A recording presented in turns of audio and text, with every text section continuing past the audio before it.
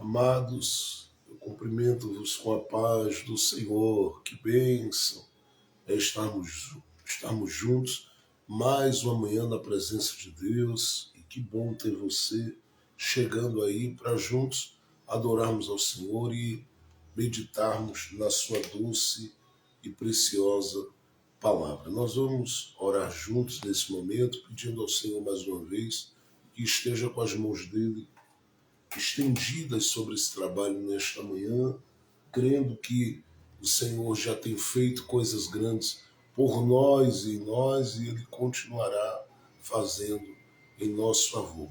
É só estarmos ligados no trono da graça e deixarmos que o Senhor mais uma vez alcance as nossas vidas para a glória e o louvor do seu santo nome.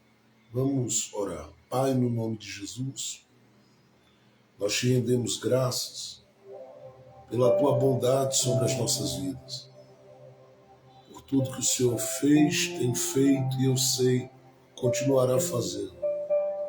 O Senhor é Deus que é o autor da nossa fé e o autor da nossa vida. Tu conheces mais do que ninguém a cada um de nós e sabes das nossas petições e das necessidades do nosso coração. Eu peço-te nessa manhã que tu possas encontrar as nossas vidas e o nosso coração e alcançar as nossas vidas de forma especial. Continua trazendo ao nosso coração, Senhor, a tua palavra, continua trazendo ao nosso coração a tua graça, para que a gente possa continuar, Senhor, sempre avançando em esperança e fé, crendo no teu cuidado e no teu trabalhar e acreditando que onde as tuas mãos estão estendidas, nada impede o teu agir em nós, por nós e através de nós. Te agradeço pela vida dos nossos irmãos e irmãs, os quais tu tem dado grandes vitórias nesses dias, e eu sei que muitos daqueles que estão aguardando, ó Deus, outras vitórias o Senhor está por vir, porque eu sei que o Senhor há de surpreender cada coração, porque tu és poderoso para isso. Tu tens o controle da nossa existência, tu tens o controle da nossa vida, e tu podes nesta manhã estar agindo pelo pai, pela mãe, pelo filho, pela filha. Tu podes estar agindo por cada lar, cada casa, cada família neste dia. Tu podes proporcionar a cada coração aquilo que o Senhor tem no seu coração de mais especial. Por isso, faz uma grande obra em nós, faz uma grande obra por nós, faz uma grande obra através de nós. Eu te peço, no nome de Jesus, que o Senhor esteja conosco em nós, para a tua glória e o teu louvor. Que seja assim, em nome de Jesus, para a glória de Jesus. Amém, amém e amém. Glória a Deus. Queridos, nós estamos começando a nossa live e chegando mais uma vez, diante do trono da graça, com o coração rendido, aberto e desejando que o Senhor mais uma vez, por sua infinita bondade, alcance a cada um de nós e nos toque de uma forma especial. Nós já vamos ler a palavra de Deus nesta manhã. Eu quero ir com você ao livro que estamos tomando por base nessa semana de oração, Mulheres Vivendo um Novo Tempo. E nós temos meditado no livro de Esther, aprendido a partir do livro de Esther essa semana, e eu quero continuar olhando com você para o livro de Esther. E nós vamos hoje atentarmos com carinho para o capítulo de número 5. Esther, capítulo de número 5. Deus abençoe a vida daqueles que vão chegando aí. Eu sei que demora um pouquinho para o Instagram avisar que nós estamos ao vivo, sempre demora um pouco, mas a gente vai começando aqui, os irmãos vão se achegando pouco a pouco, aqueles que forem participar hoje dessa live, e aqueles que não puderem agora estarão acompanhando daqui a pouco a retransmissão dessa live no nosso canal no YouTube, o canal Jefferson Santos Ministros. Lembrando que a nossa web rádio, a nossa web TV está 24 horas no ar. Se você ainda não visitou o site, você está perdendo muito durante o dia, não é? Em reservar no mínimo uma hora para ouvir uma palavra e receber mensagens que têm sido compartilhadas diariamente a partir da nossa web rádio e da nossa web TV. E creio que se você gastar um tempinho ou investir um tempo, porque é investimento, se você investir um tempo ouvindo a rádio, você vai também ser edificado, abençoado e alcançado por aquilo que o Senhor tem compartilhado junto conosco. Assim também como eu oriento, instruo e motivo você a estar assistindo os vídeos do nosso canal no YouTube. São mensagens que a gente tem compartilhado aí ao longo desses anos e eu tenho certeza que trarão grande edificação para a sua vida, para o seu coração. Mas vamos lá. Esther, nós vamos ler no capítulo 5. Esther, no capítulo 5, eu quero ler com você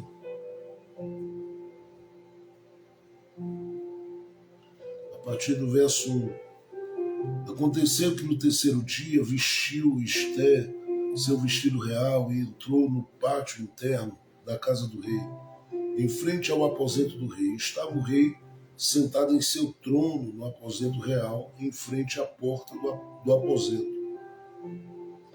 E quando viu a rainha Esther, que estava no pátio, ela obteve graça diante de seus olhos.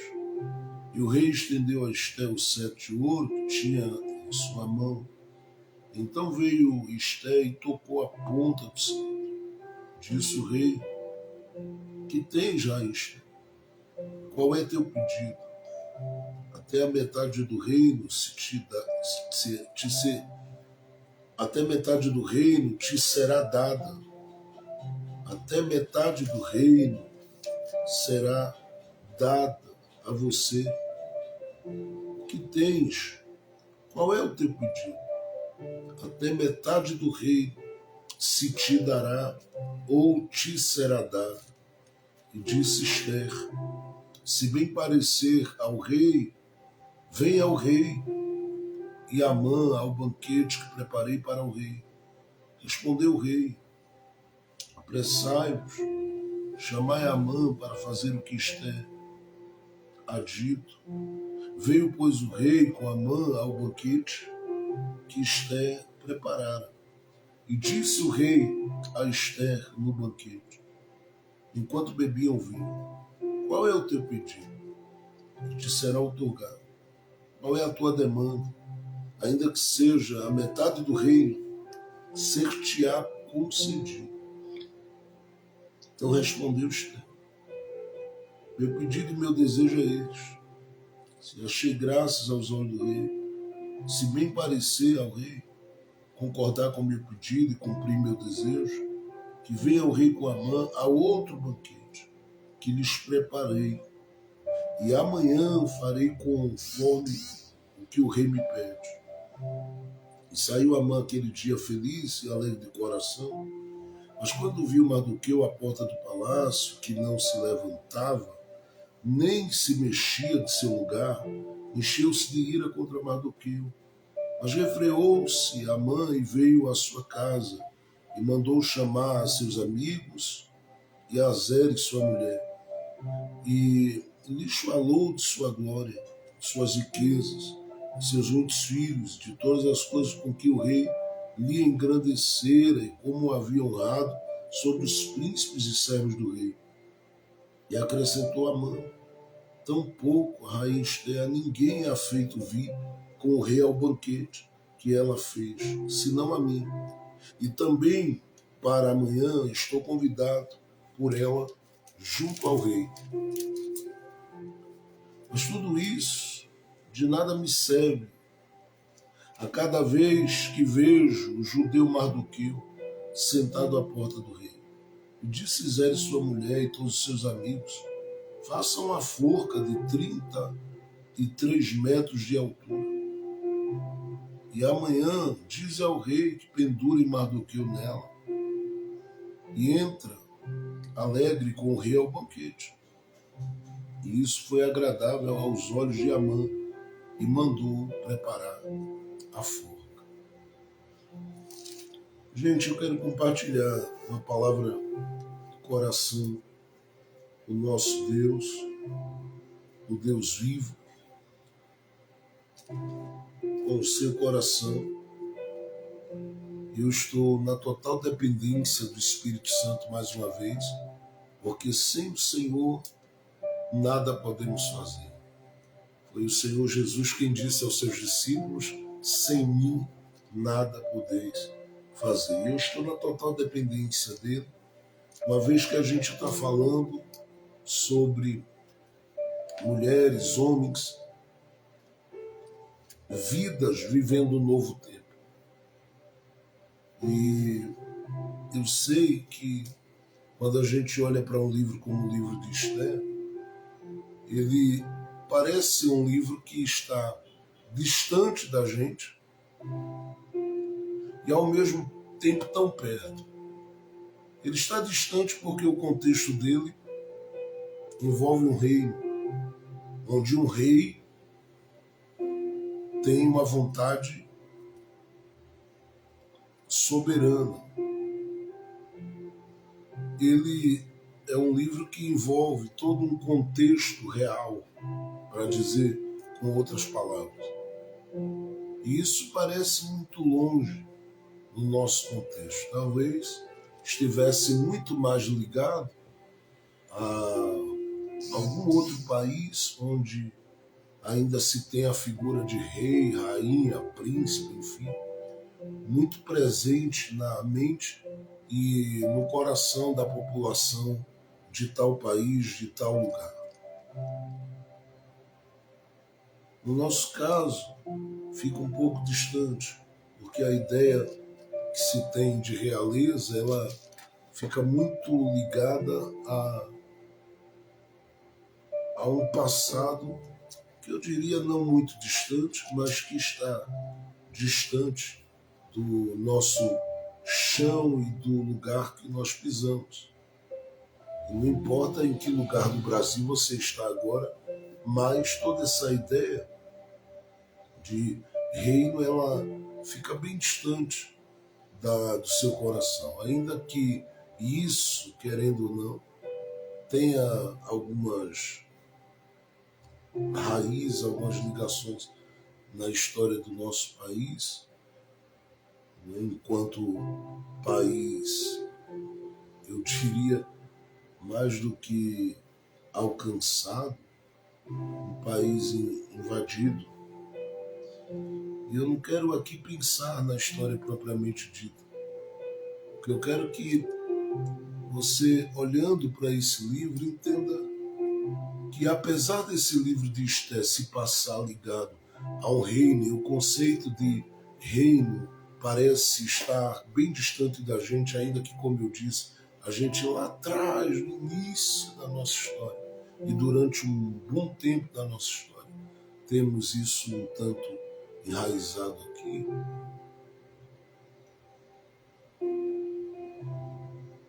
Apesar desse livro ele trazer essa ideia, né, de que se passa tudo aqui ligado a um reino, a uma fortaleza, a um ambiente real, enfim. Ele também é um livro que trata de gente. E talvez o que aproxime o livro de Esther da gente é justamente o fato dele tratar de pessoas. E é claro que quando eu falo que ele trata de pessoas, eu estou querendo dizer que ele trata da humanidade dessas pessoas. O que aproxima o meu coração e o nosso coração, porque eles eram personagens que são tão humanos quanto a gente.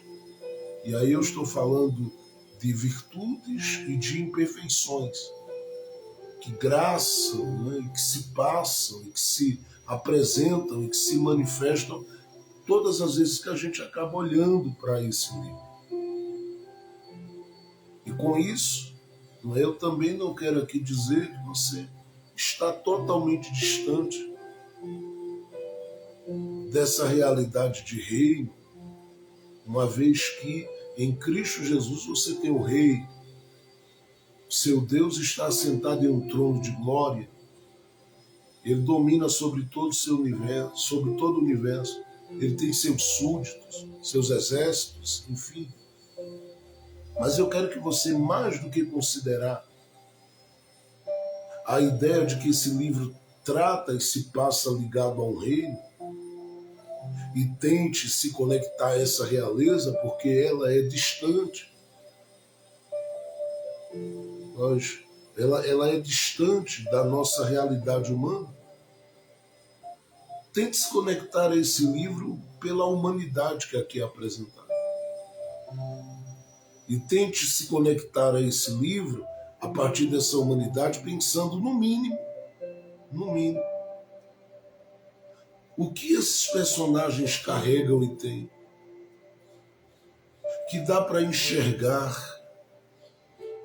no seu dia a dia ou como parte do seu dia a dia. E talvez você diga, por que o senhor está gastando esses primeiros minutos, pastor Jefferson, para estar dando uma ênfase a isso? Querendo mostrar que o livro de Esther é um livro tão distante de mim, ao mesmo tempo que ele parece ser tão perto. Ele é perto por causa dos seres humanos que aqui estão. E aqui eu preciso considerar que são seres humanos que viveram muito tempo antes da gente. Eu tenho que considerar que são seres humanos que viveram em um contexto social muito diferente do nosso. Eram seres humanos que lidavam com princípios e valores diferentes ou um pouquinho distantes dos nossos. Então, como se aproximar desse livro ou permitir que a humanidade desses personagens se aproxime de nós, para que a gente venha entender, no mínimo, a mensagem desse livro para a minha vida, para a sua vida, para as nossas vidas. É um grande desafio ler a Bíblia, porque é um livro antigo que você precisa ler, eu diria, com base naquilo que John Stott diz, você precisa ler pensando nos dois mundos que a Bíblia quer falar. Primeiro, o mundo antigo. Segundo, o que ela diz para a gente no tempo que a gente está vivendo.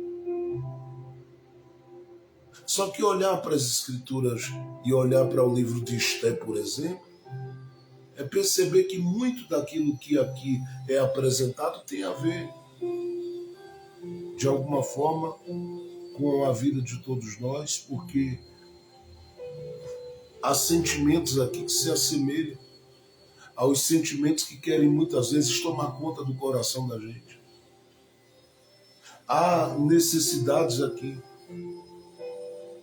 E desse ponto de vista, são necessidades que cada um de nós carregamos.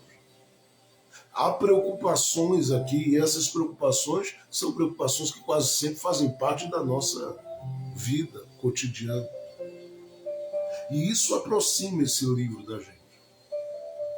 É quando a gente olha para esse capítulo de número 5 de Esther e percebe que o que acontece aqui faz parte do nosso dia a dia, e aqui a gente percebe quão atual é a Bíblia. Porque ela faz questão de mostrar um livro que se passa no contexto de um reino. Tem um rei, tem um trono, tem um reino, tem 127 províncias debaixo da autoridade desse rei, tem uma rainha, tem súditos, tem gente de confiança do rei, enfim. E tudo ligado à ideia de um grande reino, de um poderoso reino. E isso está distante da gente.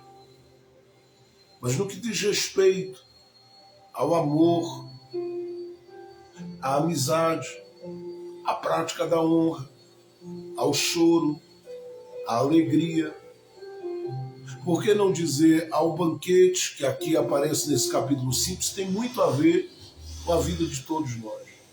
E é aqui que um livro tão antigo como o de Esther, ele se aproxima da nossa vida e se conecta ao nosso coração. E fala ao nosso coração. E ele fala para que a gente possa refletir e, no mínimo, considerar que a gente está seguro por algumas coisas por algumas coisas que se apresentam nesse capítulo 5. Porque a gente percebe que Deus está no controle. E como é que eu sei disso? Eu sei porque Deus aqui não precisava se apresentar falando através de um profeta, dizendo: olha, Esther, eu tenho te honrado, te levantado, te abençoado, te erguido, feito isso. Não, Deus não precisava. Basta lermos o que lemos ontem, no capítulo 4 de Esther, que eles jejuaram, e olhando para o capítulo 5, entendemos que quem jejuou no capítulo 4 está vendo a resposta no capítulo 5. Por quê? Porque Esther aparece diante do rei, sabendo que ela podia morrer, já que o rei não a chamou. E acontece tudo o contrário do que ela pensou, porque ela termina dizendo: se eu perecer, pereci. E aqui no capítulo 5 a gente não vê Esther perecendo, muito pelo contrário. Ela entra e o rei diz a ela: o que é que você pede? Porque independente do que você queira, até metade do reino eu lhe dou. Como é que isso acontece assim, de forma tão natural? Ou seja, as palavras do rei fluem assim de forma tão natural, sem questionar o fato dela aparecer ali conforme as leis do rei. É que Deus trabalha. Enquanto gente ora, Deus trabalha. Enquanto gente jejua, Deus trabalha.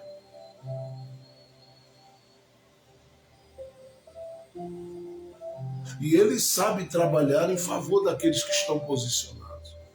E sabe surpreendê-los. Agora, o que me chama a atenção nesse capítulo 4, nesse capítulo de número 5 de Esther, é que em resposta ao capítulo 4, uma porta se abre.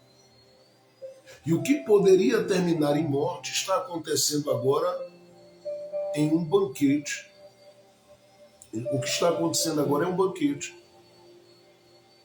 Eu penso que Esther deu uma olhada e deve ter pensado: Deus verdadeiramente é Deus.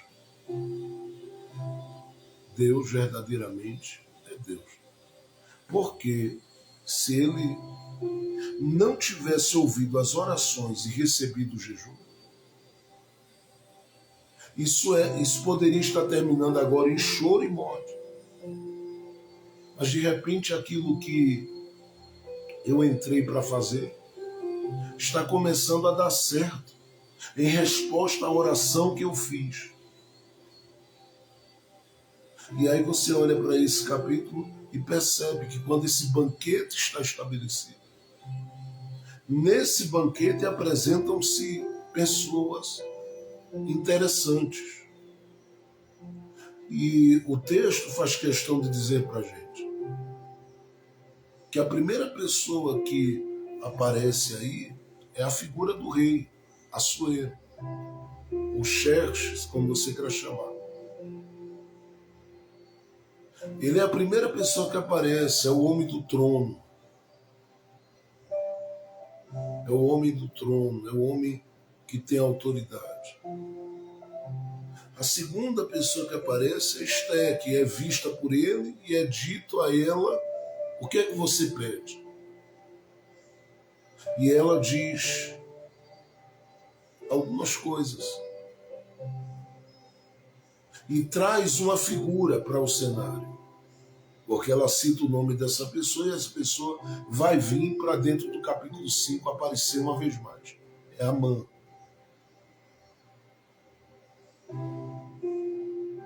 Amã vem para um banquete junto a Esté e ao rei e se sente, como ele era, muito honrado e sai dali movido por aquilo que reinava e dominava a sua vida, que era o seu orgulho.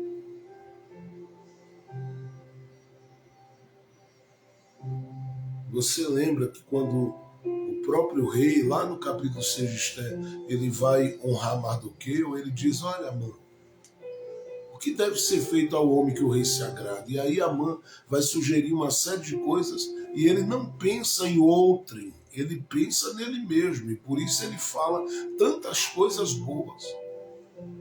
E diz: rei, desfile com ele, honre ele, exalte ele, tudo porque isso fazia parte de um desejo, do desejo da alma, do íntimo, do coração dele.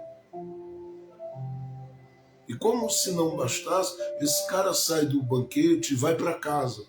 E quando chega em casa, está lá uns amigos, uma turma e principalmente, né, sua mulher e seus familiares. E o texto diz que quando ele chega em casa, ele conta tudo que o rei fez por ele. Como o rei honrou, exaltou e tudo. Claro que ele já tinha compartilhado isso, mas ele compartilha de novo, porque a mãe ele gostava demais de centralizar as coisas nele mesmo. E ele estava vivendo esse momento de exaltação, de honra, e aí ele se agarra com isso. E conta tudo de novo. Claro que ele considera que tem gente ali. Então, mas ele vai contar. Nós lemos aí o capítulo 5.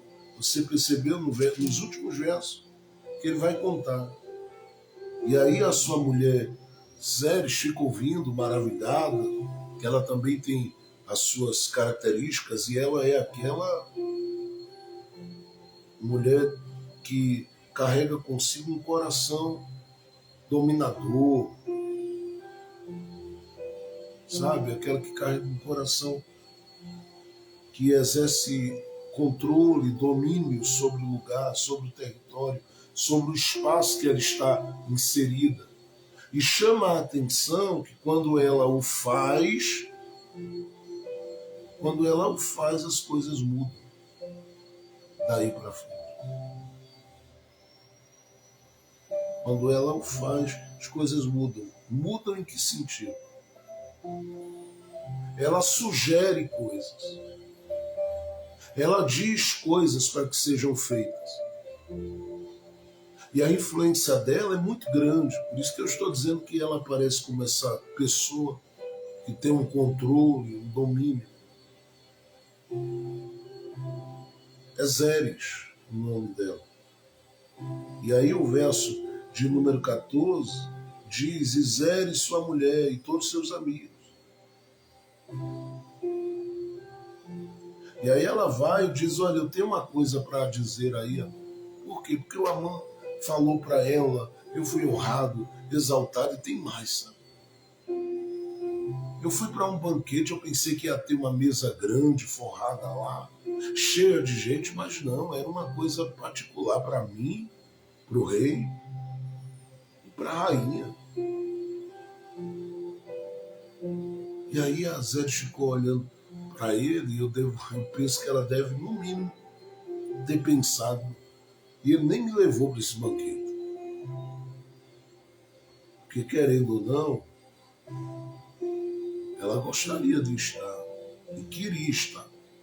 Só que nem o Amã sabia o que é que o esperava. Não, vem lá, eu vou ali comer com o rei e com o pessoal lá. Pensava talvez fosse tratar de questões que envolvesse a política do seu tempo. Mas não, quando chega lá, é um banquete para eles, e tudo. E aí o Amã surpreende todo mundo, porque ele fala de toda a honra e exaltação que ele está vivendo e diz, mas nada, tudo isso é nada. E a gente leu aqui no texto que ele diz, tudo isso é nada, porque tem uma coisa que acontece lá toda vez que eu chego no reino. E a pergunta seria, o que é? O que é que acontece? E o Amã diz para a mulher dele, olha, mulher, tem um homem chamado Mardoqueu, que todas as vezes que eu passo, todo mundo se curva e se prostra. Ele não. Esse Mardoqueu é alguém que não se curva e não se prostra. Isso me incomoda. Isso me incomoda, você sabe por quê, eu já falei aqui em outro momento, isso é uma questão histórica.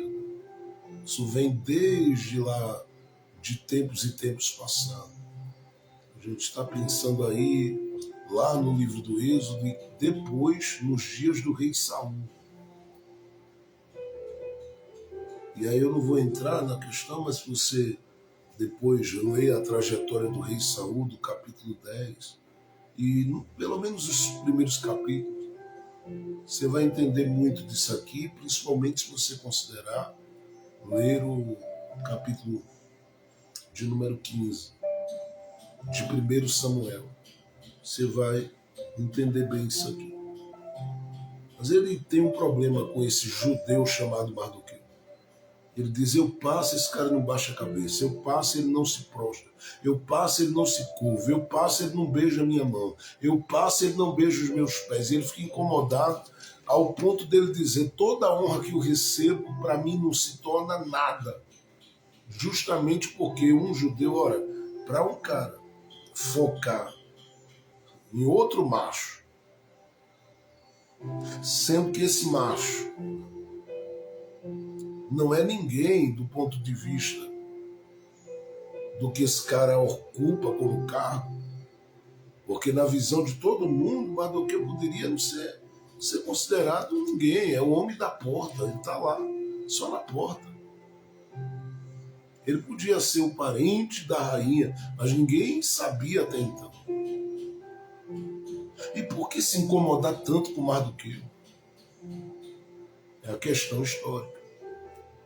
O problema que ele traz no coração é um desejo profundo de vingança contra o povo judeu por causa da história.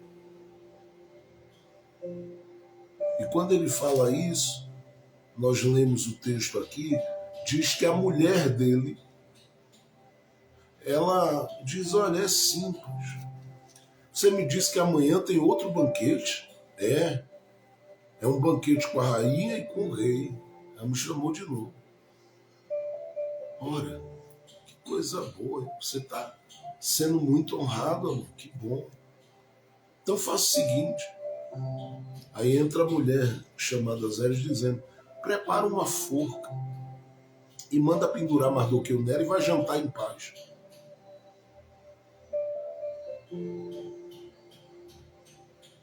E aí a gente lê esse capítulo de número 5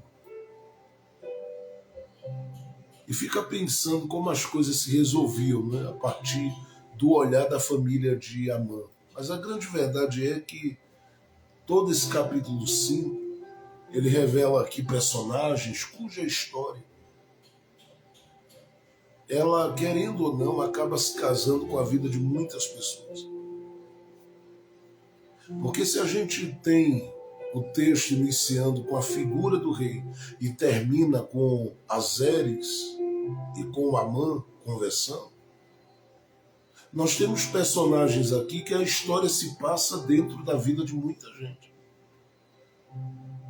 Em outras palavras, eu estou dizendo que essa é a história que se passa no coração, na vida de todo mundo, porque há características nesses personagens que estão bem presentes na vida de muitos de nós. Então a gente tem um pouco do rei Assuero, temos uma certa autoridade e exercemos essa autoridade, não é, sobre outros e sobre algumas coisas. Em áreas que atuamos, em áreas as quais lidamos e vivemos todos os dias, lidando com pessoas, enfim, a gente tem uma certa autoridade, seja no mundo espiritual ou no mundo material e físico. A gente tem um pouco do Assuero. A gente também tem um pouco da perspicácia da Esther, que aparece aí, não é, como alguém que faz questão de preparar um primeiro banquete. E nesse primeiro banquete nós lemos aí, Esther não abre a boca para contar nada até então. Ela diz, chame Amã, rei. O rei não pergunta a ela por que Amã. O rei manda chamar. Amã vem. Ela podia ali abrir a boca e contar tudo de uma vez. Esther não faz. Ela não faz. Tudo vai acontecer a partir do capítulo 7 de Esther. Então a gente tem aí um intervalo entre o capítulo 5 e o capítulo 7 de um capítulo, onde Esther consegue segurar. E isso aqui ela o faz, eu diria, não é, com muita propriedade e sabedoria. Com muita sutileza, beleza e sabedoria. Ela não vai de forma alguma expor, porque ela podia soltar a bomba, já não, ela deixa a mãe encher a barriga. Deixa a manchar. Eu não sei se você já lidou com algumas pessoas, que você sabe que o coração dela é um coração de Amã, e você agiu como Esther. Mas, em muitos momentos, a gente reflete muito desse coração de Esther. O coração que busca sabedoria de Deus por meio do jejum e da oração e lida com o adversário sem puxar o tapete dele de imediato. E a gente deixa como que o adversário se o adversário estivesse ganhando campo, ganhando território. Mas na verdade não. A gente só está deixando as coisas com o objetivo de fazer com que o adversário ele vá se desarmando.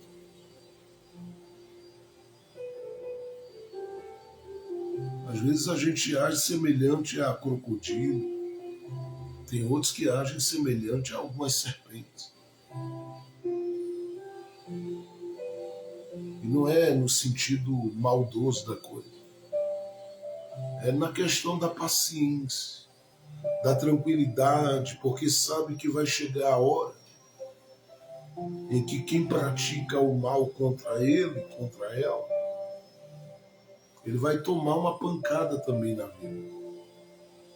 Esther não abre a boca, Esther fica ali caladinho. E aí vem uma terceira figura que parece que a história dele e as atitudes dele estão distantes de todos nós, que a gente jamais gostaria de ser comparado a esse tal, mas tem muito nele que tem na vida de todos nós. É esse Amã, que é o cara que se embriaga com a honra, que bebe da honra, que bebe das grandes oportunidades, que come do pão das grandes oportunidades, que começa a perceber que o fato dele estar em tudo, em todas as coisas, em todas as oportunidades que se abrem, isso faz dele o cara diante dos olhos de muitos. E ele vai se embriagando com o crescimento dele, com as vitórias dele, com as conquistas dele. Ele tem lá seus méritos,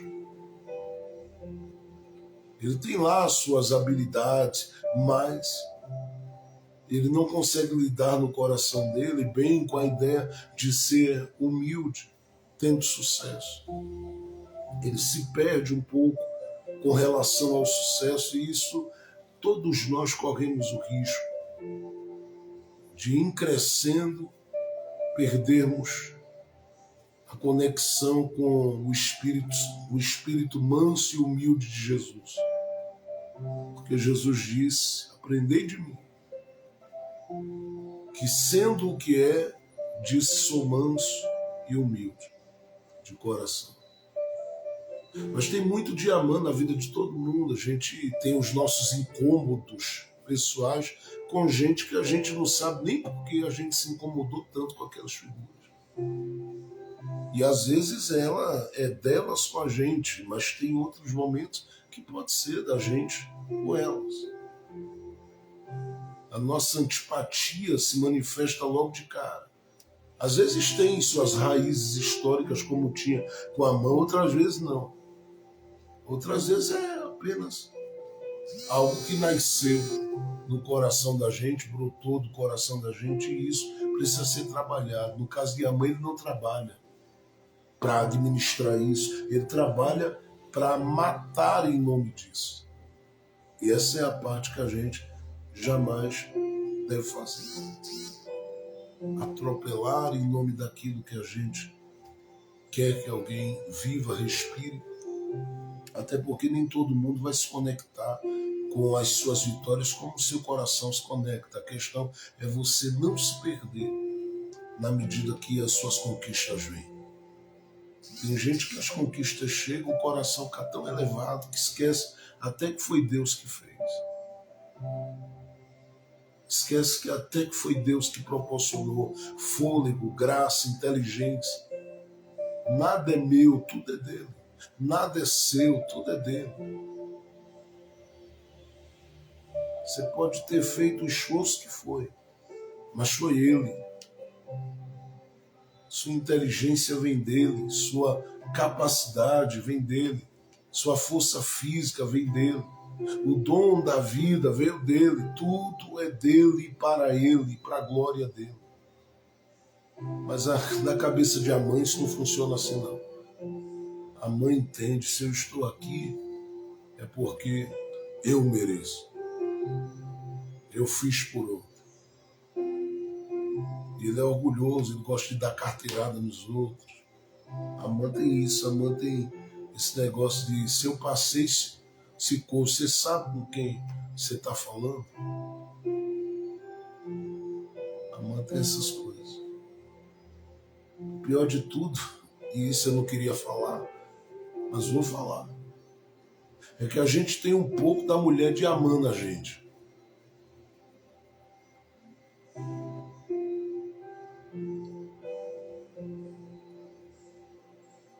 A mulher de Amã, ela é imediatista e ela não pensa nas coisas que ela propõe ou apresenta como proposta.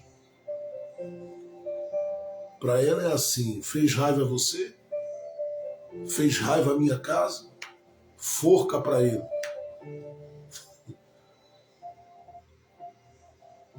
E se dependesse de algumas pessoas, tem gente que não estaria nem de pé no outro dia, no ambiente do seu trabalho, enfim.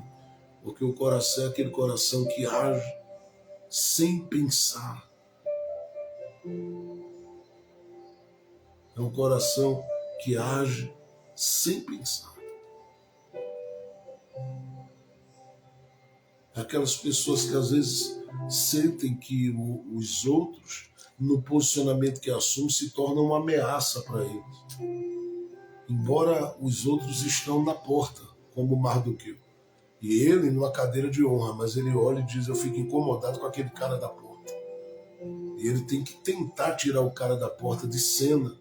E aí tem gente que tem esse coração, diz: se ele é uma ameaça lá, se ele não faz o que a maioria faz quando você chega, então forca para ele. Essa forca aqui é literal, mas no caso de algumas pessoas que possuem alguma coisinha das Eres, da mulher do Amã, eu preciso dizer que não é uma forca literal para alguém. É no coração, ela diz, eu vou criar algumas situações que é para sufocá-lo. Eu vou deixá-lo em desconforto, porque ele não se curva, ela não se curva. Então eu vou espremer. Isso é um espírito que toma conta muitas vezes da mente, do coração de algumas pessoas. Logo eu estou dizendo que a história do livro de Esther, por mais distante que ela esteja da gente quanto ao tempo e quanto ao ambiente e o cenário que ela se passa, que é de reino, você consegue perceber que essa história ela se passa muito dentro da gente. E por isso ela se aproxima de nós com tanta facilidade. Por quê? Porque muitos dos seres humanos que estão aqui, seja em virtude ou em perfeição, se passa dentro da gente. E qual é a grande questão nesse capítulo 5? É preparar o ambiente para que uma porta possa se abrir e você possa ficar livre do que está prestes a te engolir, a te devorar. E como nós estamos ministrando sobre esse novo tempo, eu percebo que a Esther que aparece no capítulo de número 2, no capítulo de número 4, ela é diferente nesse capítulo 5.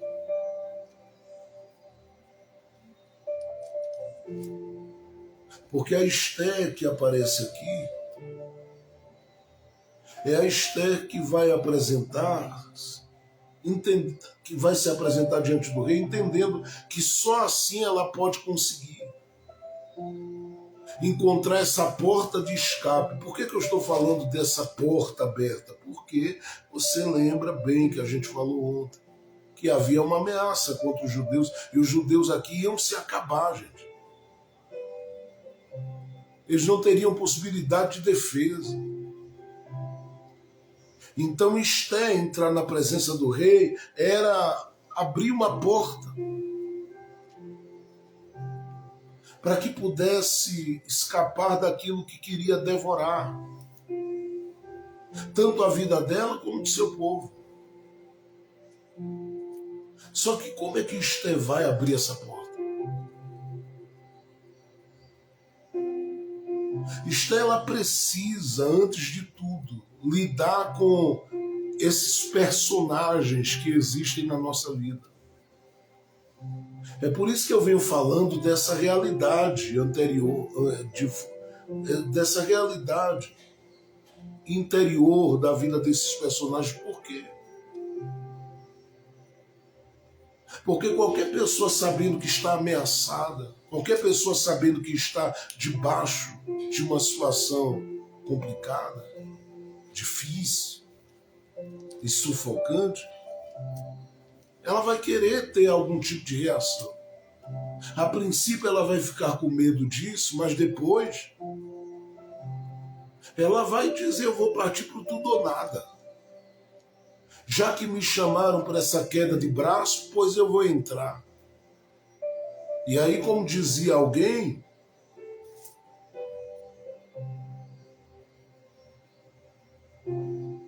eu faço tudo para não entrar num problema, em numa confusão, em uma briga.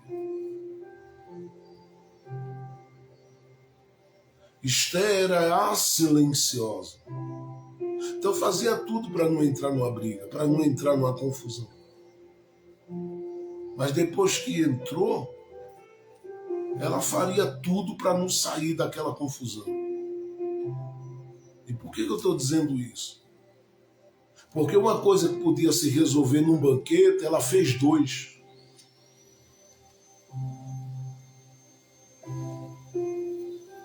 Ela disse, se eu estou dentro dessa contenda, Se eu estou dentro dessa situação de contenda que criaram para mim sem eu mexer com ninguém,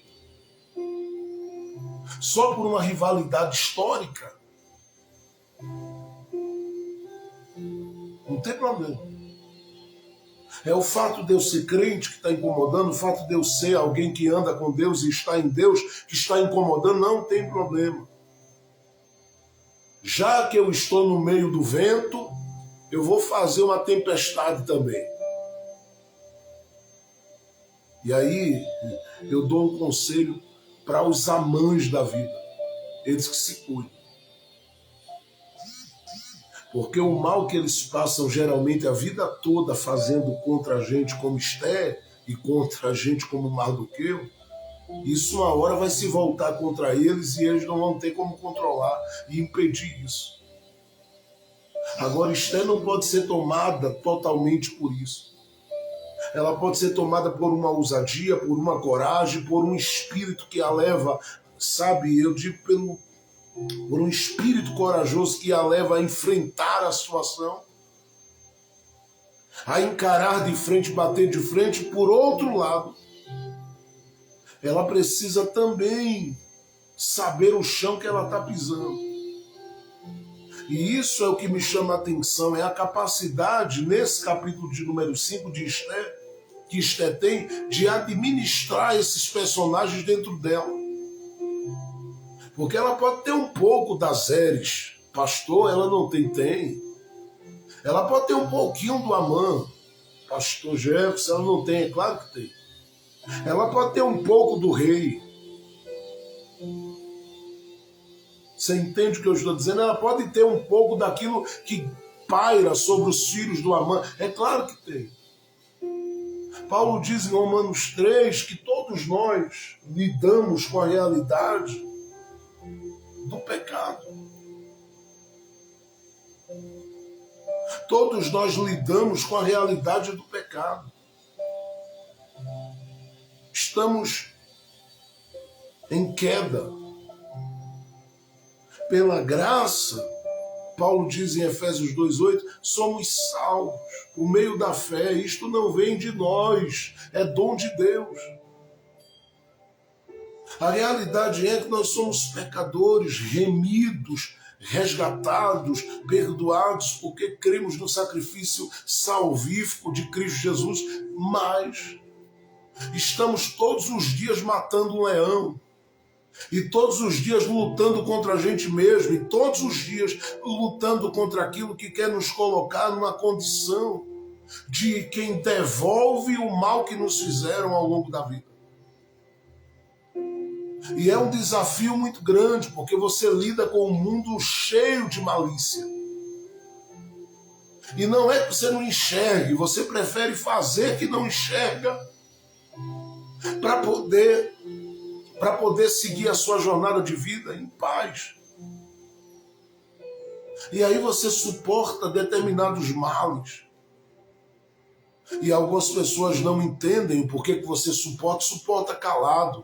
Você suporta calado. Ora, você suporta e suporta calado porque você aprendeu, muitas vezes, como outros não aprenderam, a dominar os personagens. O que de Amã há em você, você aprendeu a controlar. O que tem de Assuero em você, você aprendeu a controlar. O que tem de Zeres, a mulher do Amã em você, que diz logo, olha, prepara logo a forca.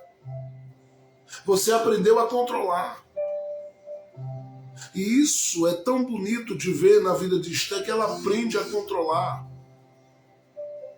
Você não esqueça que Esther vem de uma situação de dores e de crises e de problemas desde a infância. Criada sem pai, sem mãe. Amparada por Deus em tudo e em todas as coisas, que usou a vida de Mardoqueu para acolhê-la em tempo hábil, porque senão ela poderia ter se perdido no processo do próprio cativeiro que vivia existencialmente no período em que ela estava atuando no reinado de Assuero. E ainda, claro, não como rainha. Ela podia carregar essas dores com ela e fazer essas dores falarem mais alto, mas ela busca um equilíbrio. Paulo diz a Tito, no capítulo 2, verso 6, aconselho a vocês que sejam moderados. A palavra moderação ali, ou moderados ali, é equilibrados. Sejam aqueles que buscam equilíbrio, ou seja, em outras palavras, administrem em vocês aquilo que desses personagens quer saltar todo dia. Às vezes a vingança, o espírito de vingança quer falar, você segura. E deixa a mansidão e a humildade falar mais alto. Às vezes o orgulho quer falar. Às vezes outras coisas querem falar na minha boca, na sua boca, na nossa vida. Às vezes sim. E quando perceber que isso saltou, aprenda a pedir desculpas. Isso não faz mal a ninguém. Mas são coisas que a gente precisa administrar. Eu preciso administrar, você precisa administrar, porque senão a gente parte para estraçalhar os amãs da vida.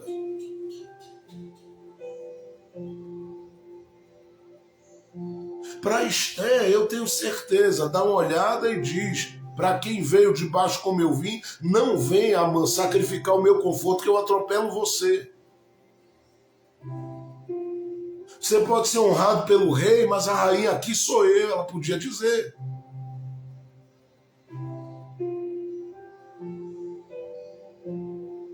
Mas ela vai administrar. E aí, como é que ela administra isso? Ela administra chamando o cara que quer o mal do povo dela para um banquete. Claro que não sozinha, junto ao rei. Porque gente que conhece o que Amã é, tem sempre que sentar com Amã com testemunha do lado, porque senão se acaba. Amã é terrível.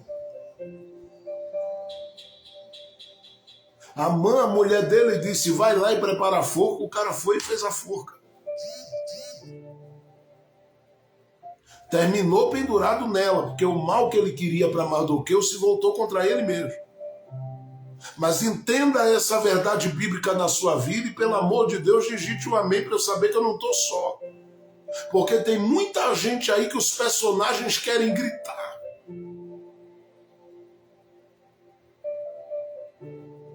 Quer saltar aquilo que de sentimento, de ira, de raiva, de revolta, de rebelião, outras coisas mais querem saltar, mas você precisa em Deus aprender a manter isso tudo lá dentro quietinho e dizendo, olha, você está sujeito à autoridade do Espírito Santo de Deus na minha vida, porque eu não vou me transformar no que você quer que eu me transforme. Para não se tornar um Golias, em vez de ser um Davi, a gente tem que administrar o que acontece dentro da gente. E é isso que eu percebo na vida de Esther. Ela está chamando para um banquete. Ela podia simplesmente dizer, rei, eu não quero banquete nenhum, eu quero uma reunião. O senhor pode marcar? Porque eu tenho uma coisa séria para compartilhar com o senhor. Tem uma coisa que eu preciso dizer ao senhor. Tem algo que eu preciso falar. Escute o que eu estou dizendo. Você jamais sairá na desvantagem quando você se mover com base no seu equilíbrio. Eu vou falar de novo aqui com base naquilo que de Jesus, a palavra de Jesus nós temos aprendido e a palavra nos ensina. Se você se mover com equilíbrio, você não terminará envergonhado. Porque quem anda em equilíbrio no próprio coração vai sentir que há graça, favor e honra de Deus sobre ele. E talvez você diga, pastor, a questão é que para mim é muito difícil. Eu diria, se para você é difícil, imagine para outros que já passaram situações, às vezes, bem mais complicadas do que você passou. Não, pastor Gero, se a minha situação é muito difícil, o senhor não sabe o que Amã fez comigo. Converse com outros que foram jogados em lata de lixo, outros que foram feridos emocionalmente ao longo da vida, que sofreram na mão de pessoas perversas e más, de gente cruel e dolorosa e que causou dores ao coração.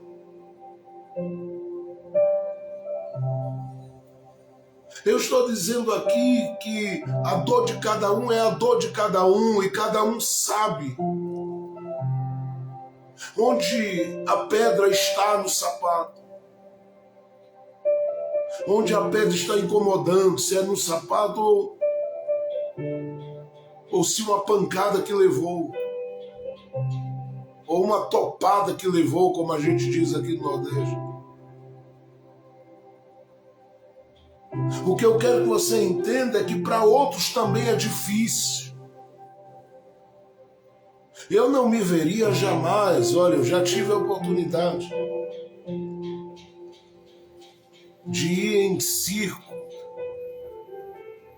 É um espetáculo que faz a gente ir de 1 a 1000, orando por determinadas pessoas que estão ali. Isso vai daquilo que se chama as primeiras apresentações ao fechamento do espetáculo com o Globo da Morte. E com gente cantando e dançando. Tem hora que você tem que ficar ali com o coração na boca, vai cair daí. Mas eu penso, quanto é difícil, que eu vi uma vez alguém andando numa corda, alguém se equilibrando ali. Não é uma coisa tão simples. Para quem olha, eu diria, eu não queria estar no lugar dele de jeito nenhum. E por mais que eu sei que ele praticou, treinou, olhar para alguém que está ali pendurado, ou até mesmo alguém que está ali no trapézio, se jogando de um lado para outro, confiando que o outro vai ter a condição de segurá-lo, isso me chama quase sempre para orar por aquelas pessoas que estão ali atuando. Às vezes tem que ficar dizendo, Jesus sempre tem filho, Jesus tem misericórdia. Embora eu sei que são profissionais, treinados, preparados, mas aquilo sempre deixa a gente nervoso. Tudo que envolve, né? Tá nas alturas correndo risco, chama a atenção da gente. Agora, por que eu estou falando isso? Porque cada um sabe a corda que se pendura. Cada um sabe o trapézio do qual está se jogando. E eu estou falando isso aqui porque eu sei que tem gente que nesse processo todo, se não fosse a misericórdia de Deus, já estava no chão.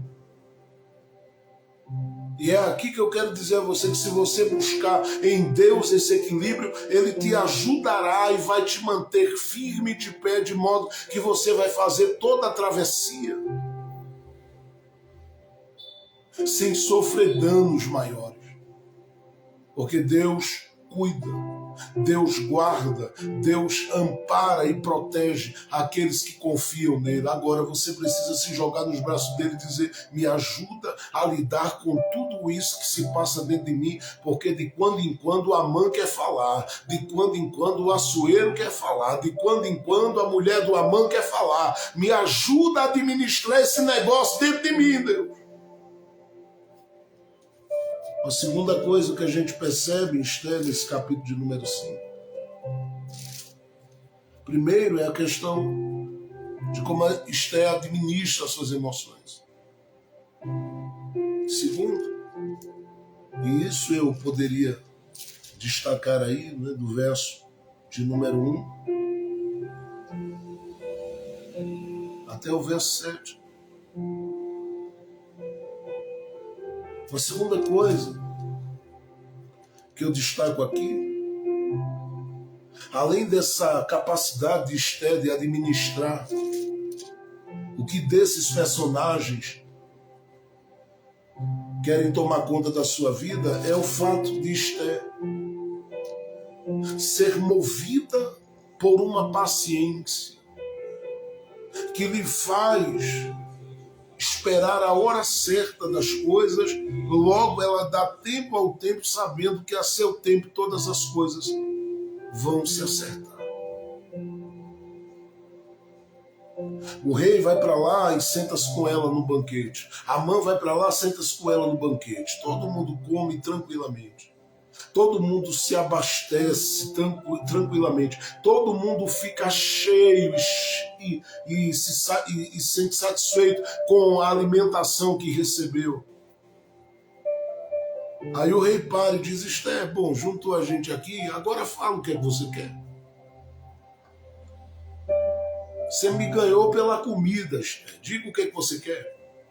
E por 2 vezes ele diz: até metade do reino eu lhe dou se você quiser.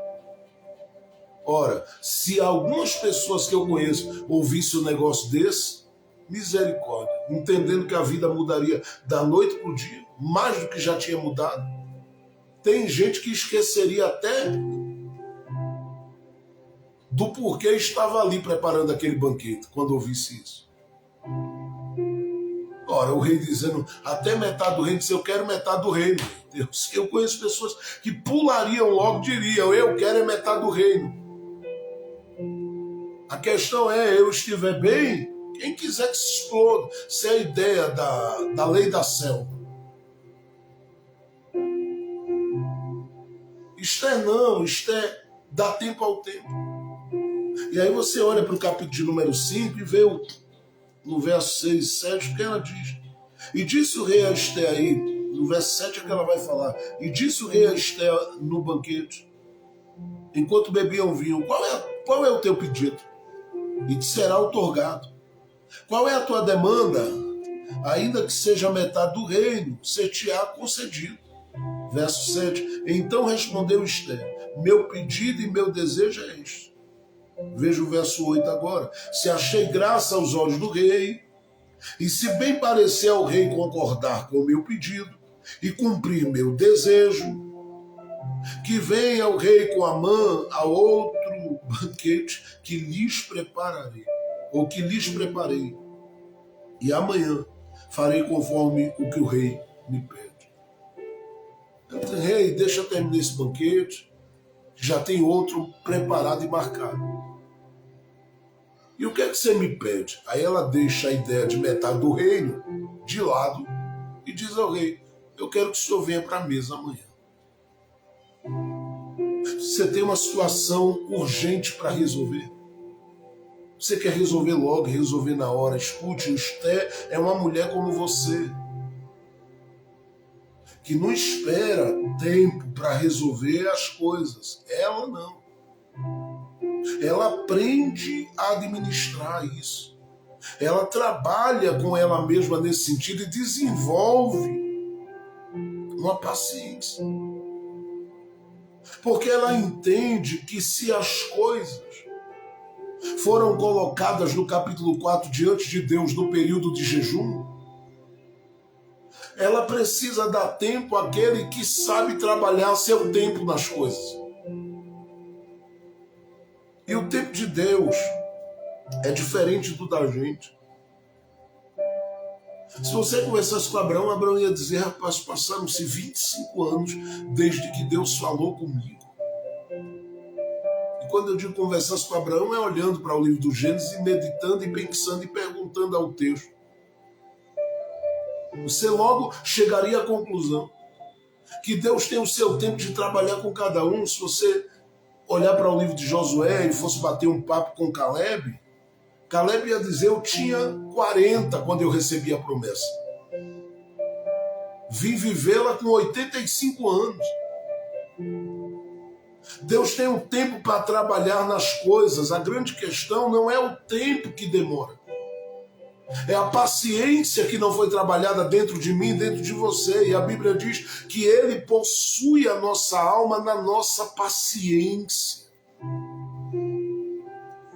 Nós temos dificuldade de sermos pacientes quanto às coisas que Deus tem para fazer e do jeito que Ele tem para fazer. E eu lamento por você que já foi enganado pelos coaches desse mundo, e eu não estou aqui jogando todos no mesmo pacote.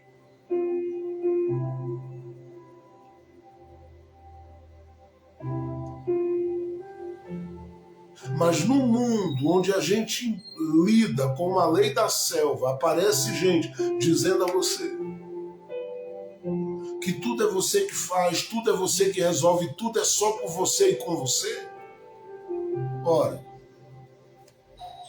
eu já ouvi gente dizendo em alguns momentos: deixe Deus de lado. E quem faz e resolve é você. E todas as vezes que eu ouço isso, eu digo: esse cara consegue sustentar isso até os 40. Porque dos 40 para frente, quando algumas crises baterem a porta dele, ele vai jogar isso um pouquinho de lado e vai começar a olhar para cima e dizer: será que há alguém que pode me ajudar nesse negócio? Porque eu acho bonito quando eu ouço alguém dizer: eu vou lhe ensinar a ficar rico.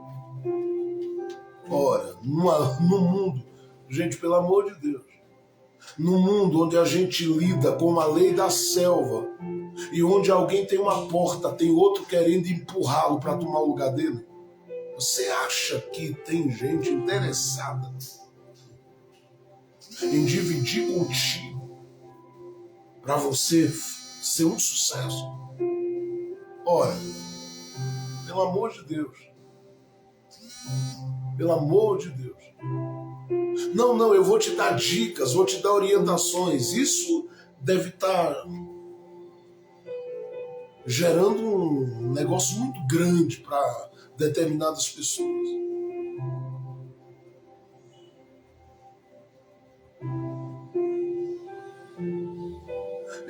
A única pessoa, gente, que consigo olhar com esse coração é Jesus, que pegou as coisas e repartiu, pegou tudo da sua glória e repartiu com os descamisados. Ele disse: eu vou pegar o meu nome. Ele recebeu um nome que está acima de todo nome. Ele recebeu, vou repetir, Paulo diz, um nome que está acima de todo nome. E ele disse: eu vou dividir isso com todos vocês. De modo que você entra, sai,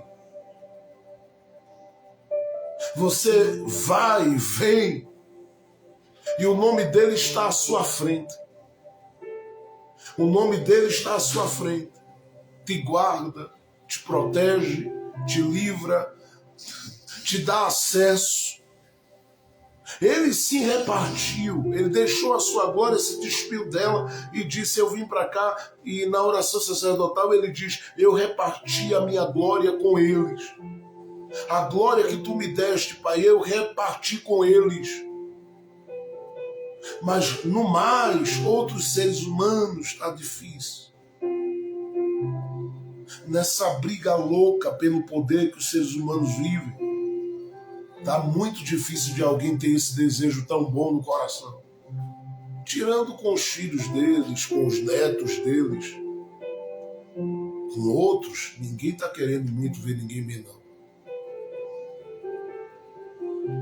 Agora, é claro que você vai achar bondade e gotas de misericórdia e compaixão aqui e ali. E aí, a pergunta é: por quê? Por causa de Jesus. Porque a palavra chega, porque a palavra mexe com a estrutura. E como eu disse, não estou aqui colocando todo mundo no pacote. Mas pelo amor de Deus, se deu muito certo para alguém, esse alguém jamais vai querer que outros saiam do chão, lá de baixo, para subir e chegar onde ele está. Até porque ele precisa, né, de gente na miséria para ele apresentar o bom iPhone dele e o outro morrer de inveja e passar mal. Ter um ataque, um estresse, fazer das tripas coração para comprar aquilo lá e poder dizer: eu consegui. É um espírito miserável que toma conta das pessoas nessa terra, e isso tem a ver, eu sei com quem? Com o anticristo. Porque de Cristo tudo é favor, de Cristo tudo é graça, de Cristo tudo é compaixão, de Cristo tudo é misericórdia. Se alguém anda por aí e faz qualquer outra coisa, pode ter certeza, o tal não é dele. Porque se de Jesus flui outra coisa. É aqui que eu quero que você entenda. Se você não trabalhar o seu interior, não trabalhar você, não há outros que vão te ajudar a trabalhar isso. E aí entra a questão que onde você acha favor, você precisa valorizar o favor que acha. Você vive num mundo muito cruel para desprezar quem pratica a bondade com você. E quando eu digo isso aqui, não é que você precise a vida toda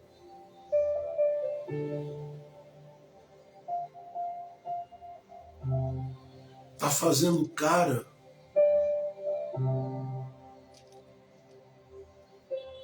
e apresentando faces para que alguém possa bater no peito e diante de outros dizer, aquele ali, não, tem tanta gente boa que não chegou nem perto de você ainda e que ora por você. Como eu disse, não estou jogando todo mundo no pacote, mas no mundo desse que eu vejo tanta gente sendo lamentavelmente conduzida a essa ideia de que tudo ele faz, tudo é ele que resolve, e eu ouço alguém dizer, deixa Deus de lado e vai fazer. Isso só se sustenta até o tempo que começar a haver umas pequenas dores no joelho ou na coluna. Tem gente que cai nessa.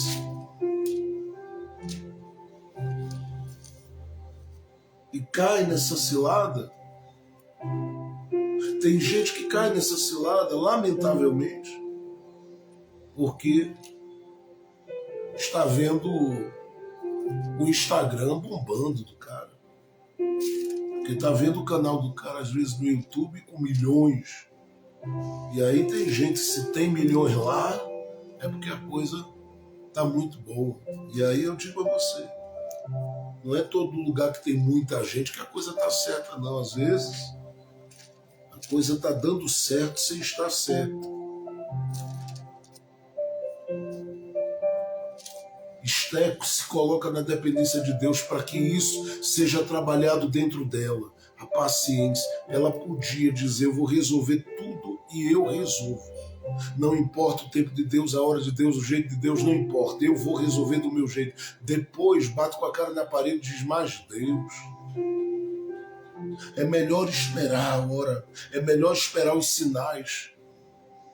E você precisa ser humilde o suficiente para ir e voltar. Olha, eu tentei, eu fui e voltei atrás. Por que eu voltei atrás?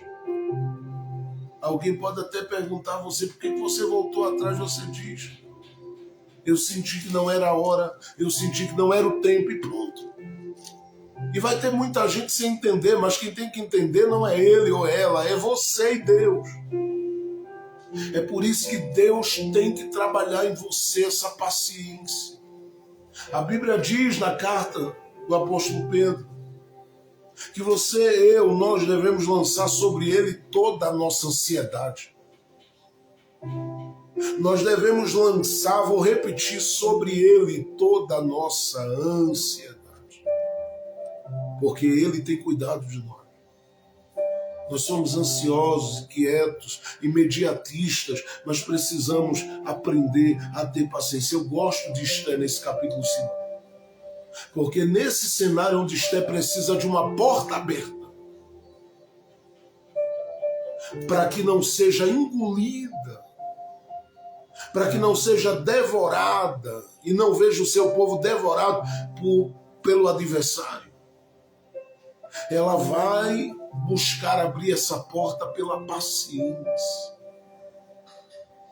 Mas em terceiro lugar, e aí você, olhando do verso 8, no mínimo aí, No capítulo 5 de Esther, se você olhar do verso 8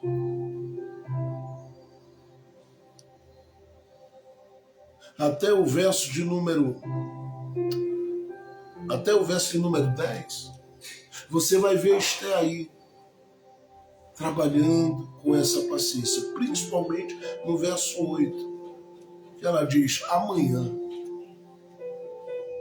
Por que não resolve hoje, Esther? Não, amanhã. Por que você não fala logo amanhã? Ela precisava fazer o Amã se desarmar. O Amã ficou honrado. Esther me convidou para o banquete. Ela estava desarmando ele não sabia. No outro dia ele ia chegar com o coração inchado de quem estava indo para um banquete com muita honra, 2 vezes com o rei e a rainha. E mais ninguém comigo. Ó. Esther disse: eu vou trabalhar no orgulho dele. Amanhã ele chega desarmado, me honrando aqui de várias formas. E quando ele chegar, ele vai tomar uma pancada naquela cabeça dele. E vai perceber que para quem tem negócio com o diabo, com as trevas, a coisa jamais andará bem. Nunca vai terminar bem para quem tem compromisso com as trevas. Eu estou indo bem devagar hoje, porque eu quero que você guarde essa palavra da forma mais clara possível, da forma mais objetiva possível.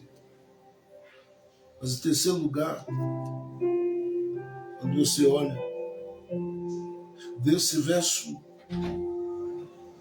de número 10 até o verso de número 14, você vai perceber que tudo aí daí para frente vai girar em torno de Amã e da sua família.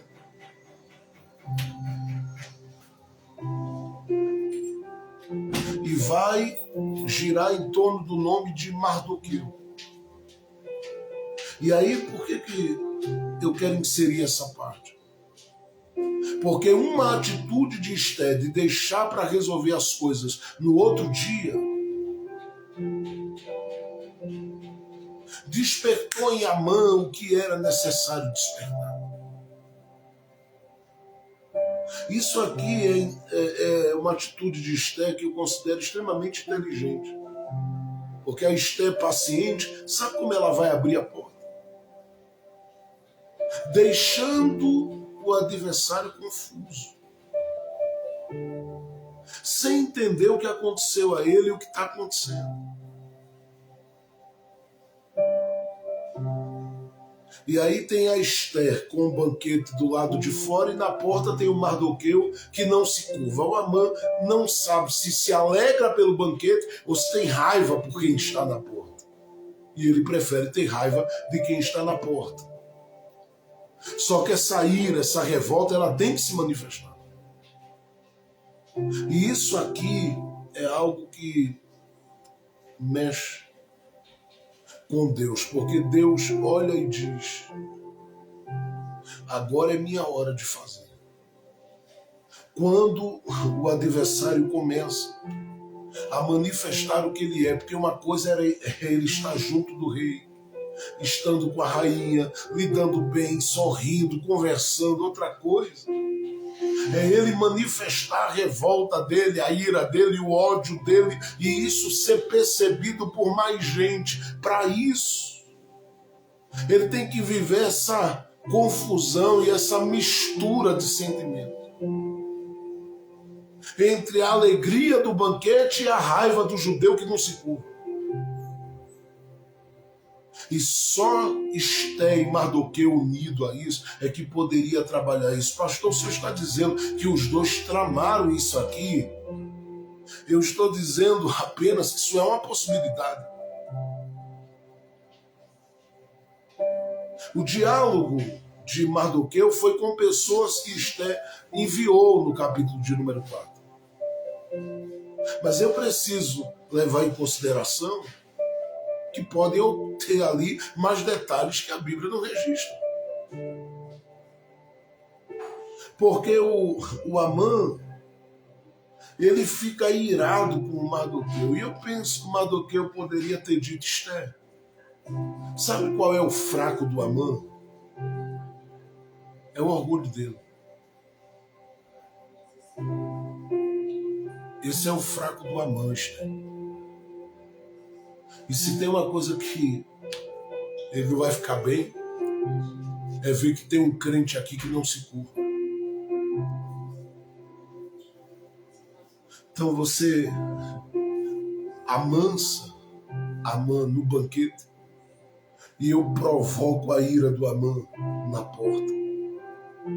Isso ocorreu, pastor? Bom, a Bíblia não abre margem para isso, no sentido de nos dar a possibilidade de como foi tramado. Por que eu estou dizendo isso? Porque entre o capítulo 4 e o capítulo 5, provavelmente há um período pequeno de tempo.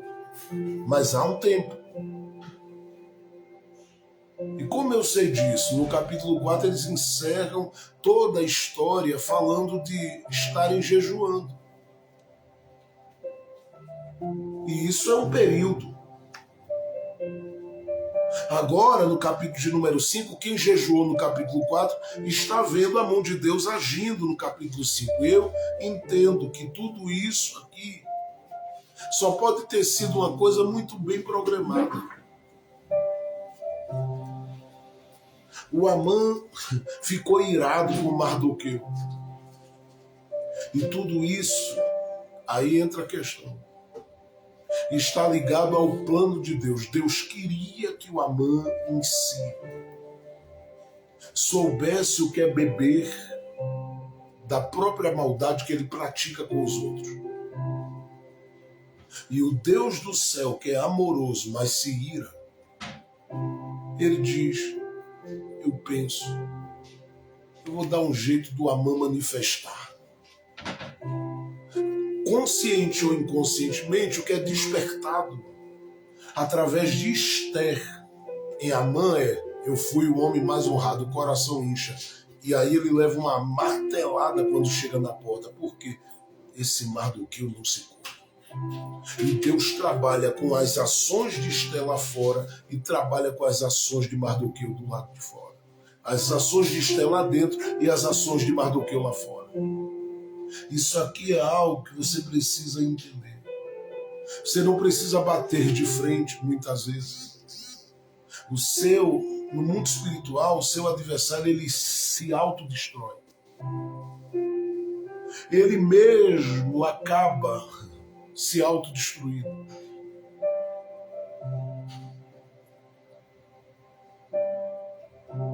Ele não consegue lidar bem com a ideia de que você não se curva.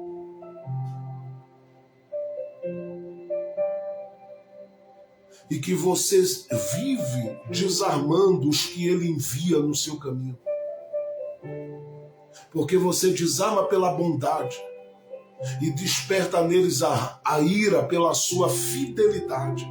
Porque o que eu vejo, tanto em Esther como Mardoqueu, é isso: é um coração movido por aplicar golpes de bondade que desarmam, e um coração fiel que decide honrar o nome do Senhor. A grande questão é que o Amã saiu e foi para casa para, junto com a mulher, pensar em como resolver aquela situação com Mardoqueu. Mas ele estava com a mente no banquete de Esther também. Então ele fica com duas coisas na cabeça dele: Mardoqueu, Esther, Esther, Mardoqueu, Mardoqueu, Esther, Esther, Mardoqueu. E aqui ele começa a jogar tudo fora, porque Deus vê quando ele diz isso. Ele diz: toda a honra que eu recebi é nada quando eu me lembro que eu tenho que passar por aquela porta e aquele alfinete de Deus chamado Mardoqueu, ele me fura na porta, rapaz. Ele não se curva. Quando ele diz que nada valia, ele perde ali.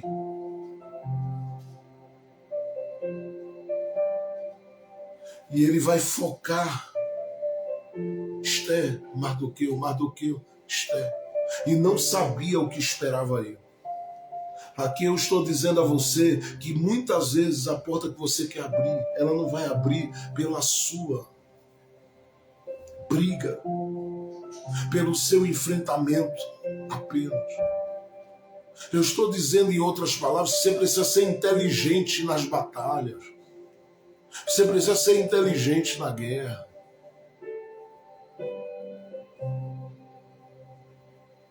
A Bíblia diz: resiste ao diabo e ele fugirá de vós. Você tem que, muitas vezes, assumir a postura de quem prepara cenários de banquete de bondade, ao mesmo tempo que não se curva.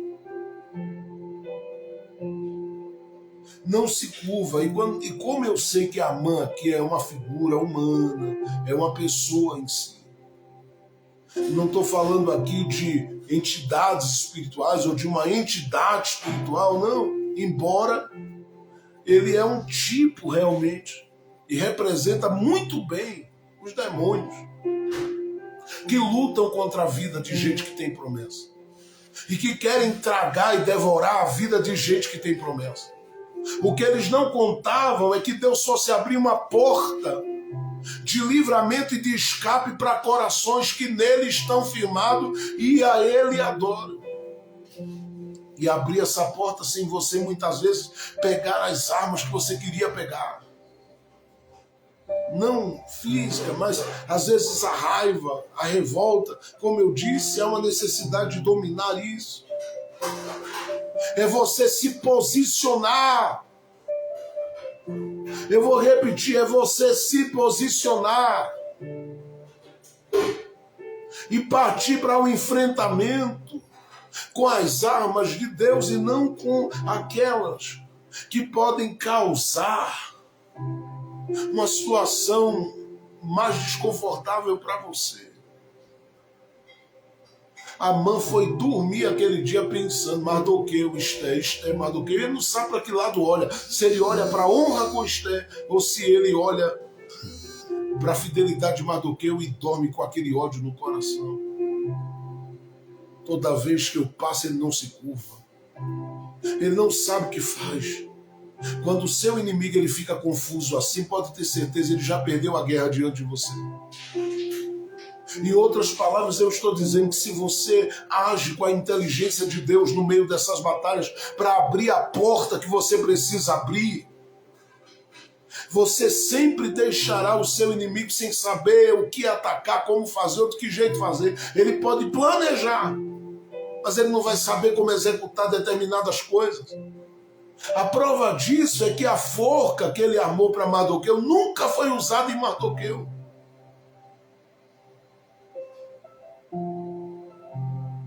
Ele fica sem saber o que fazer. Eu vou atacar a bondade que vem deles ou eu ataco a fidelidade? Ele fica sem saber o que fazer. Enquanto isso, você está ganhando campo. Porque enquanto você está se movendo assim, Deus está abrindo as portas. Como eu sei disso? Olhando para o texto diz que o rei, e esse rei é humano. E se um rei humano, sendo mau, pode oferecer a Esté até metade do reino, se Deus vê em você equilíbrio, se Deus vê em você paciência nessa guerra, se Deus vê em você alguém que transita entre bondade e fidelidade e deixa o inimigo confuso pelas suas atitudes, o que é que Deus não vai te oferecer?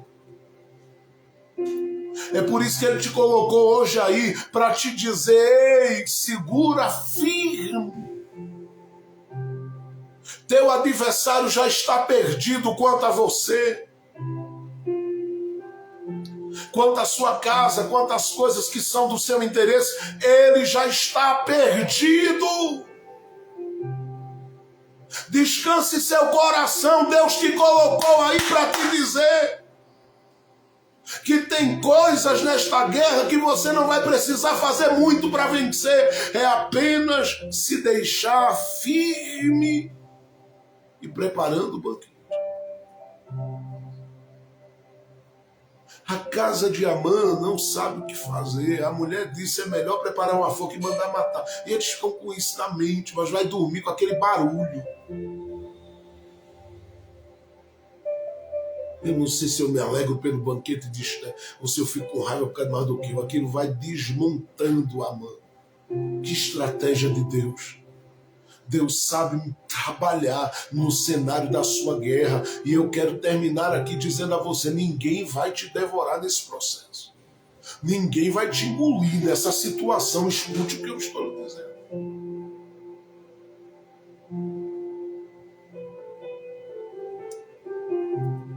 Deus vai te guardar.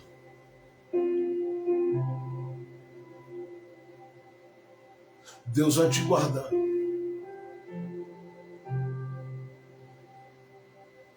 Deus vai te guardar.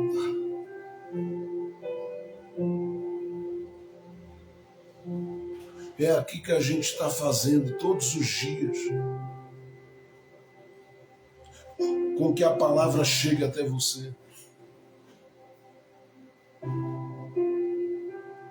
Porque o objetivo é fazer você saber como agir na batalha. A porta vai abrir. E olhe para o capítulo 5, você vai ver aí, a porta abriu para Esté no verso 7. O rei diz, pede-me até metade do reino por 2 vezes. A porta abriu, Esté pensava que ia entrar para morrer e na verdade saiu dali, deixando o inimigo sem entender nada. Confundindo o inimigo. E aí é interessante que Paulo diz, se o teu inimigo te pedir de comer, dá-lhe de comer. Se te pedir de beber, dá-lhe de beber, porque fazendo assim amontoarás brasas vivas sobre a cabeça dele. Isso não significa pactuar com ele, não significa se aliançar a ele. O que significa é desarmá-lo, é deixá-lo sem possibilidade de defesa diante do ataque que vem. Porque Deus vai resolver com quem tem que resolver por causa de mim e por causa de você. Se você usar a inteligência que Deus tem te dado nesses conflitos, nessas batalhas, coisas grandiosas vão acontecer. Olhe para o livro de Crônicas, por exemplo, e veja quando aquele rei se sentiu ameaçado. Ele convocou os guerreiros, colocou os guerreiros enviou os guerreiros para a batalha. E a Bíblia diz no livro das Crônicas que esses guerreiros que foram para a batalha, todos eles foram de forma estratégica. Há uma necessidade nas guerras da nossa vida de sermos inteligentes e sabermos como guerrear. Às vezes o silêncio ajuda. Às vezes o não bater de frente em determinadas situações coopera para você sair triunfante nessa situação. Então, olhando para Esté, o que é que Esté faz? Ela alimenta o coração de Amã com essa ideia de que ele está sendo o cara honrado. E era uma honra, né? Estar com o rei e a rainha. Mas ele vai descobrir que as coisas são bem diferentes do que ele pensava. Porque Deus estava só desarmando, dizendo, eu quero Amã confuso. Ele disse, nem toda a honra que eu recebi é nada, porque quando eu passo naquela porta, e eu penso Deus olhando, dizendo, ele está chegando aonde eu quero. Eu quero ele confuso, porque eu vou desarmá-lo de uma tacada só.